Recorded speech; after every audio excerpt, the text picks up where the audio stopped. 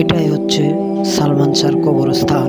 হযরত শাহজালাল মাজারে আমরা গিয়েছিলাম মাজার ঘুরতে, তো সেই ফাঁকে মাজারের পিছন মারা তার কবরটা আমরা দেখলাম, দেখে আসলাম। তো তার ব্যাপারে কিছু কথা এখন যা শুনতেছি, তাকে নাকি তার ওয়াইফ এবং তার ঘনিষ্ঠ দোস্ত লোক বিলেন ডন, তারা মিলে বলে চুক্তি বুদ্ধি করে তাকে মেরে ফেলা হয়েছিল, সেটা জানতে পারলাম। তো যাই গিয়ে যে তার কবরখানা, তাই দেখলাম। আর এটা এখন তোলপাট শুরু হয়েছে মিডিয়াতে।